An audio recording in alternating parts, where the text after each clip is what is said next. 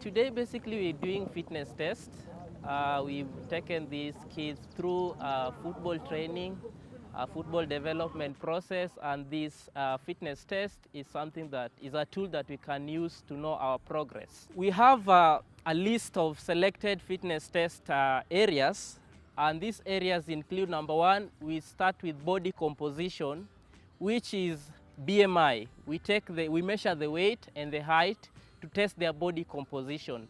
The second one is we use a V-sit step, is where we measure their flexibility, the trunk flexibility and the hamstring flexibility, which is core to the player's physical attribute. The third one was a push-up, which is basically to test the muscle endurance. So if we test number of push-up a child can go until exhaustion. So this is good as well for their muscles, because football is a bit involving in terms of physicality. So that's why it's important.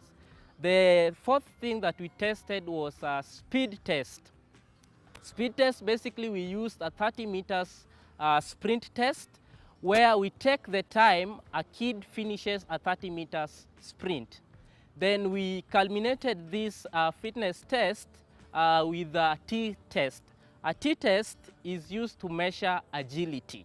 Agility is like change of direction when you are in a speed. So if you change direction, how they change direction, the time they take to change direction. Then the last bit that we did was a beep test. So beep test, we use it to test the VO2 max level of these kids. The VO2 max is just to measure the volume of oxygen they can take in to exhaustion. So they reach a point, they take oxygen, but it reaches a point that they take more oxygen, but the oxygen is not useful to them. It's like the oxygen level has plateaued. So it's not helpful. So it reaches a threshold that they can't do anything. The ball passes here, they can't do anything, they're just tired.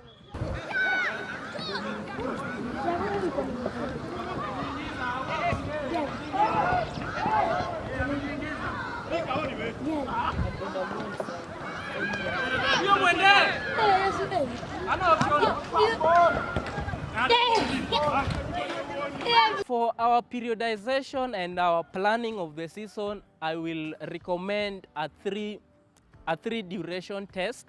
Number one at the start of the season, and number two at the middle of the season, and the last bit at the end of the season. So this is a useful tool, because as we enter the season, we want to know what they were doing during off season. So this will give us a basic of how we get into a season and how we plan our season. Then at the middle of the season, we get to know the progress they have made in terms of their physical attribute. Then at the end of the season, we do a summative fitness test to know our progress at the end of this at the end of our plan, our season plan, and we really know the traction we have made towards football development to these kids.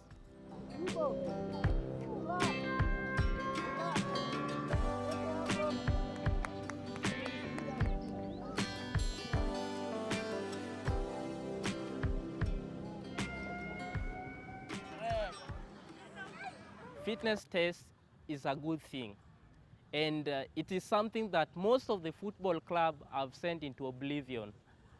They don't really think it's useful, but to me I think it's very useful, and it is something that we can use, because if you look at football, football has cadre of development, and the first cadre of development is technical ability. And this technical ability, we have to integrate it with the physical ability. So if we are developing players from a younger age, and we are developing a next generational players, then we need to look at this cadre of development. The technical ability, integrate it with the physical ability, then integrate it again with tactical ability. So if you have these three, then we are good to go as the football development coaches.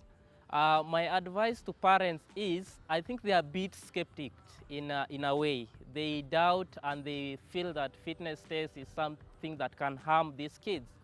But I want to assure them that fitness test is something that is proven. We've adopted contemporary methods and approach that is good for these kids, and they are scientifically proven, so they can't harm these kids. So we are subjecting them to something that we know that is right for them and right for their development.